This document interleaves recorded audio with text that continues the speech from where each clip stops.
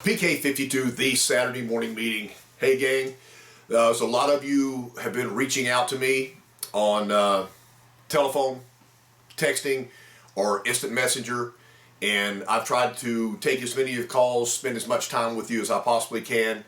And to be honest with you gang, it's a very interesting time. I don't really have the answer of how this is going to come out, what the car business is going to look like on the backside of this, but I've got some ideas about what's going on right now. For you guys that are struggling right now, that your dealership just said, hey, at this point in time, we don't need you, and you're currently filing for unemployment, or what you're wondering what your next move is, make sure that you've done everything you possibly can to get online to maximize the money that you can receive right now. This money is being provided by the government to maintain your lifestyle. Take advantage of that right now, and then be real cautious on the backside of this, what you decide, where you go, and what you do. There are some of you out there that have, I'll be honest with you gang, my last job was the Highlander launch for the Boston region. It was epic. I got to see a lot of people that I haven't seen in forever. We had a great time. We had a great product that was just launched. It was fantastic. And then the next thing I know is I'm completely unemployed and really no pathway or nowhere to go right now. So I know that doesn't make it easier on you if you're watching me right now and you're worried that they've cut your hours, that the traffic's not coming in the store anymore, that the money that you've been offered is being reduced. I know that doesn't help. Just to let you know, idle time for me is pretty tough. I got inundated a couple of weeks ago with a massive amount of requests to have a conversation, to talk, to respond to you guys. And I spent about 2 days, and this doesn't ever happen to me before. And if this is something that you struggle with all your life, I'm going to tell you right now, man, you guys are super tough. But I got in such a low place that I really couldn't think right. I couldn't function. And I didn't know what to do about it. I've never had that happen to me before. I've always been able to try to help somebody to be able to go to that next level, and never had to deal with that before. It was a very dark place. So what I did is on Sunday I got on my Harley and rode way too fast on way too small and narrow and curvier roads, and bumped my adrenaline gland so hard that at the end of that I didn't have any way to be depressed because I had shot my whole system. Now that worked for me, and then I got refocused, and so here's where I think we are today. And I want to be honest with every single one of you, because there is a lot of you guys that need to make a great life decision, and I guess I need to be politically correct, guys and gals, whatever. I don't want anybody to get offended because I used the wrong word at this time, because everybody is a little tense. If I'm Macy's department store and I can't sell clothing right now, and the government offers me a bunch of money to hire back 50 of my employees that I furloughed or I've terminated so I can pay them, I'm not going to hire them back because there's nothing for them to do. I'm not going to bring 50 people into the store to stand around and do nothing because we're closed. If I'm currently a restaurant that let go of all my bartenders and all my servers because we can't be open to the public, and I let go of 20 people, I'm not going to hire those 20 people back right now because I don't have anything for the 20 people to do. So it's an interesting thing if you'll think about it. This is kind of where I am. And listen, if I'm on the wrong page, you guys can reach out to me and tell me how wrong I am. But I've never felt like the government was the answer to where we're trying to go in our life. If I'm waiting on a check that's being given to me by the government, then I'm not growing myself. So this is going to be over. It's going to be over. It's like when the swine flu was out, when Ebola was out. Alcon had a big scare with Ebola here in the Fort Worth area, and people were afraid at all times. I mean, I'm not comparing any of these. They're all separate, but it will end. And when it ends, then we need to be more hyper aware of where we're going and what we choose to do for our lives. As I told you in the last video, and I want to be really honest with you, if you're in a place where you've been working for a paycheck and you have any opportunity to go work in a place that gives you joy, then I think maybe you need to stop, sit down with your family or your friends, get on FaceTime. You don't have to meet in public, and start talking about what you're going to do when this pandemic's over. I keep watching all the trainers and all the people in the car business out there that are still screaming about closing and all this kind of stuff. Well, you know what? If you're sitting at home right now waiting on a government check to pay your mortgage, you're not really worried about selling cars. If you're currently selling cars, if you're still employed, and you get that one customer that comes in to pick up a car today, they know 5 people that want to take advantage of 0% interest for 60 to 84 months. They know 4 or 5 people that would buy a car right now if they weren't too scared to buy a car. Listen, they know people right now that are worried about their payments. So if you can defer a payment and put them in a car at a lower payment, something that's not going to break down, this is the worst thing in the world. If you have a car right now that's on the edge and is not reliable, and the interest rates are as low as they can ever be, you need to sell them a car right now. So this is the time that I'm going to take you back to the 80s, where they made me ask for 5 names and friends and referrals at any delivery. I'm telling you right now, if you get contacted by a customer at the dealership that's thinking about buying a car, I'm not even saying they came in and took delivery. You need to stop in the middle of that conversation and say, there are more people in your life that that are friends, associates, or family members. They're in the exact same position that you're in, and you may have had a conversation. Let me have their name and number, or give them my name or number, and let them know what I'm telling you right now about how we can take care of you. So for that nucleus of sales professionals that still have your job, y'all go hard at this. You think about not that one delivery to try to make your money right now. Think of every person that contacts the dealership as another 5 that are also in the same predicament. Let me go back and say this again. Interest rates are at an all-time low.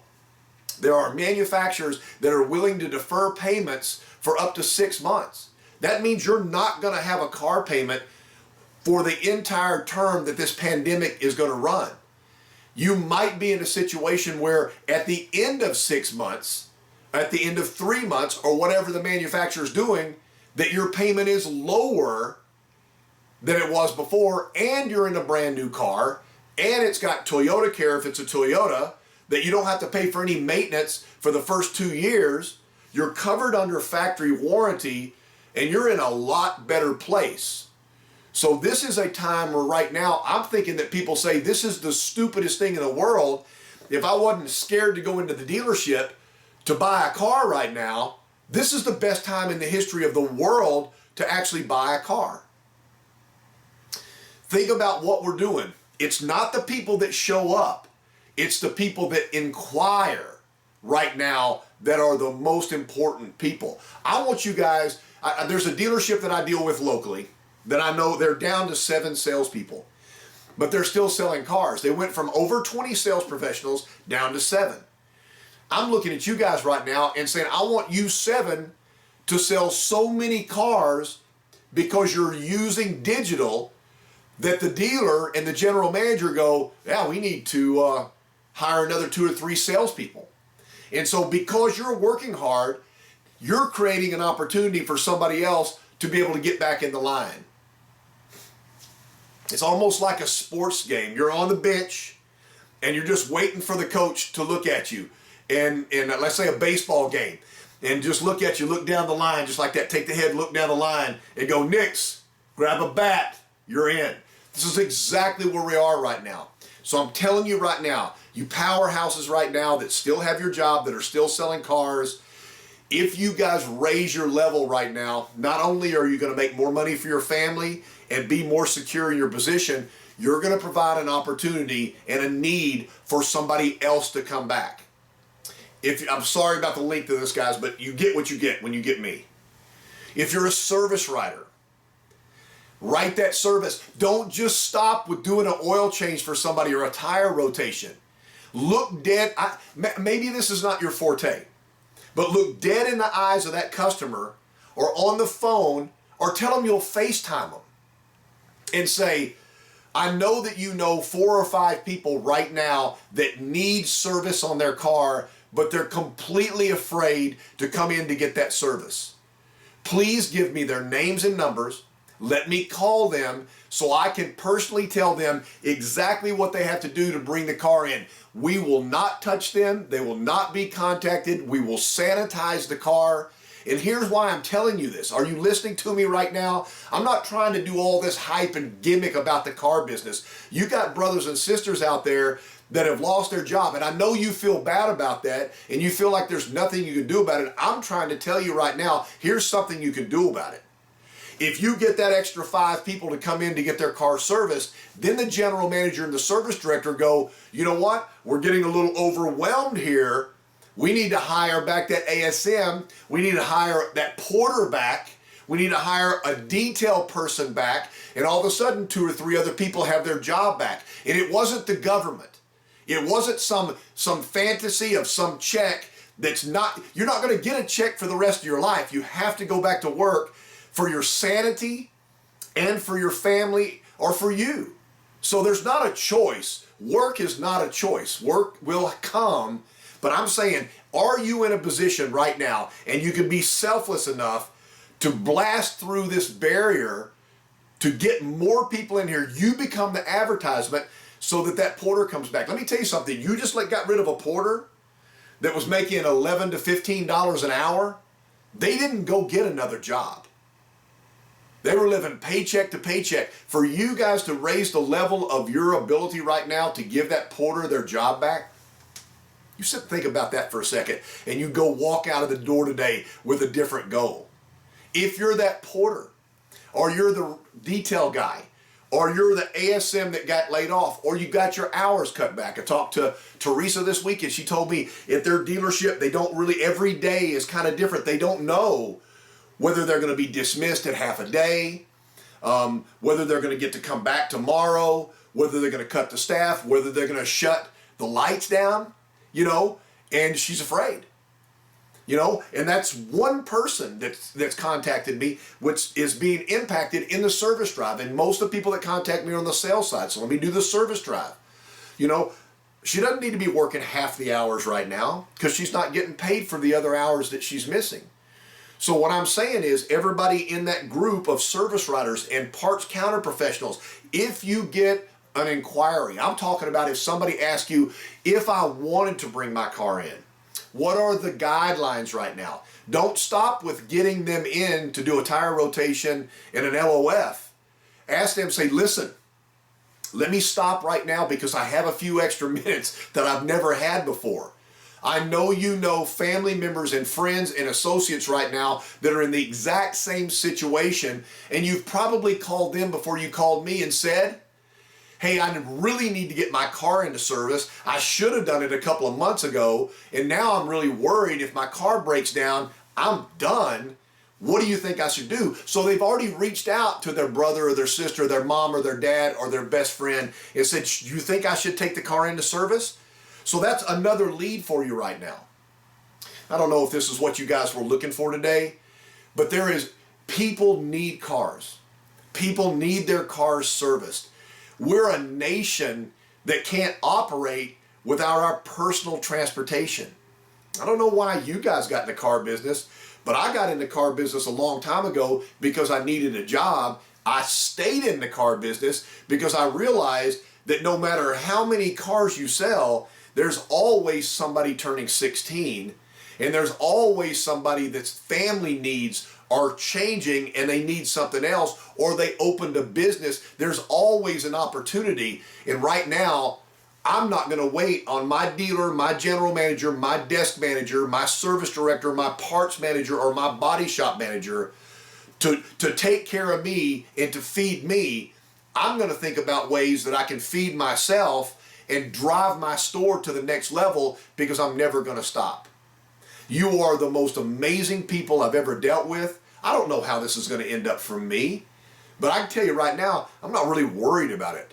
You know, if I need to go drive a car for Amazon and deliver packages because they're hiring, if I need to go and stock shelves at grocery stores because they're hiring, I can do that. I don't have a problem with that at all. I'm going to stay in the car business as long as the car business will have me, and you guys need to make the same decisions. What are you going to do when this is over with that makes you 1,000,000 times better and in a better position for you and the people around you? That's what I want you to focus on. Do not be hopeless. I don't care if it's hopeless. I've got dear friends in New York, and the media is telling them they've got refrigerated trucks with bodies stacked up on there, and then you watch some private videos where people are going to the hospital and there's nobody in the waiting room. So, I mean, I don't even know what you're supposed to believe right now, but I know one thing is that you're not in the refrigerated cart. You're not in that truck, and COVID-19 hasn't killed you. And it hasn't killed anybody in your family, and you don't know anybody that has it right now, or you do know somebody.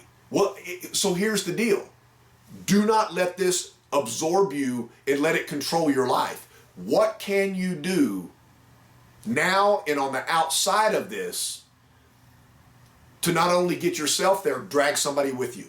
I found in my life, and I'll finish now, it's way too long, but I found in my life, if I have somebody that I'm helping go to that next level, a project, a friend, an associate, but I see something in them and I'm willing to give my time at no charge for free because I see it happening, and that person depends on me for a short period of time, I don't worry about anything else because you're making a difference. So the message today is figure out some way during this panic and time of stress and anxiety to make a difference. PK52, the Saturday Morning Meeting.